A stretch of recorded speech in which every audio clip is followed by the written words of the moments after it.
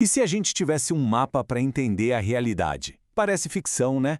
Mas hoje vamos mergulhar num sistema filosófico fascinante que se propõe a ser exatamente isso. Bom, vamos lá. Todo mundo, no fundo, tenta botar alguma ordem no caos do dia a dia, certo? A gente busca um sentido para as coisas. Mas e se existisse uma estrutura, um padrão fundamental por trás de tudo isso? E o mais curioso é que a proposta é super direta. A chave para esse mapa todo não é nenhum algoritmo complexo, nada disso. É uma das formas mais básicas que existem, o quadrado. A ideia é que com só 4 cantos, a gente já teria os pontos de referência de que precisa para navegar pela existência. Então, esse sistema tem nome. É a filosofia quadrante TA, desenvolvida pelo cientista social e filósofo brasileiro Anderson Teixeira. E olha, o projeto é bem ambicioso, viu? A ideia é criar uma ferramenta de análise que seja universal.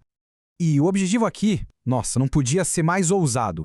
A filosofia é descrita como um mapa da mina. Pensa nisso. A ideia não é só descrever o mundo por cima, mas cavar fundo mesmo, para entender por que as coisas são do jeito que são. Beleza, mas quais são os 4 cantos desse mapa, então? A filosofia toda se baseia em 4 princípios que dependem um do outro. Bora ver como essa estrutura se monta? O primeiro é o que ele chama de o absoluto. E a sacada aqui é a seguinte: todo mundo tem um. Pode ser Deus, a razão, o dinheiro ou até mesmo o álcool. É como se fosse o norte da bússola de uma pessoa, sabe? Aquele princípio que, lá no fundo, orienta todo o resto. Depois, no segundo canto, a gente tem o eu. Esse é o observador, a nossa consciência individual, aquela voz que diz eu sou. É o princípio do autoconhecimento, o ponto de vista de onde a gente lê o mapa. Afinal, sem um eu, nem existe percepção, né? O terceiro princípio é a realidade. Pensa assim, se o eu é quem lê o mapa, a realidade é o território que o mapa está descrevendo. É o mundo lá fora, as coisas, as leis da física, a experiência objetiva que existe, quer a gente queira ou não. E para fechar o quadrado, o quarto pilar, o outro. Porque, ninguém usa um mapa sozinho no vácuo. Esse princípio reconhece que a nossa existência está sempre conectada com outras pessoas, desde aquela relação mais próxima, um a um, o tu, até a sociedade inteira, os tus. E aqui a gente vê a estrutura completa, o absoluto, o eu, a realidade e o outro. O argumento da filosofia é que qualquer visão de mundo, qualquer análise que se faça, precisa levar em conta a relação dinâmica entre esses 4 pilares. É uma dança constante. Claro que um sistema desses não aparece do nada, né? O Teixeira constrói todo esse pensamento em cima de uma base intelectual, assim, gigantesca e bem variada. E que base, hein? Se a gente olha a lista de influências, é um verdadeiro diálogo que atravessa a história. Tem Aristóteles, Agostinho, pensadores cristãos como Calvino, filósofos aqui do Brasil como Mário Ferreira dos Santos e até sociólogos supermodernos como Bauman. É uma conversa muito rica com a tradição. E essa citação do próprio autor fecha essa ideia com chave de ouro. Não é uma questão de arrogância, mas de humildade intelectual. É reconhecer que o pensamento original se constrói conversando com o passado, e não tentando apagar ele. Ok, a gente entendeu a teoria, a estrutura, mas e na prática? Como é que isso funciona de verdade? Agora a gente vai ver como o quadrante sai do papel e vira uma ferramenta de análise.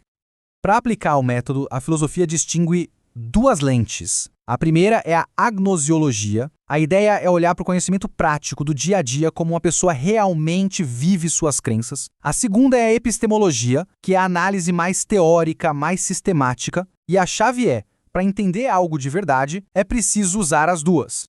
E olha só que exemplo forte e pessoal que o autor dá. Usando essa lente agniológica, ele analisa o próprio pai, e ele identifica que o álcool era o verdadeiro absoluto que governava a vida dele. A partir daí, tudo se encaixa. A autoimagem, a visão de mundo, a relação com os outros. De repente, a lógica interna daquela vida fica clara. Isso mostra que o método não é só para analisar grandes pensadores, serve para qualquer pessoa. A grande ambição do método é exatamente essa: ser universal. A estrutura não foi feita para analisar só sistemas filosóficos complicados. E essa ambição chega a um ponto fascinante. No livro, para ter uma ideia, o método é aplicado até numa simples xícara de café, que é analisada sob a ótica de vários filósofos. A ideia é bem ousada, né? É mostrar que, em tese, absolutamente todo no universo poderia ser enquadrado e compreendido por essa estrutura. Mas por que criar um sistema tão abrangente assim? Para a gente entender isso, A gente precisa olhar para a motivação pessoal e apaixonada por trás de todo esse esforço.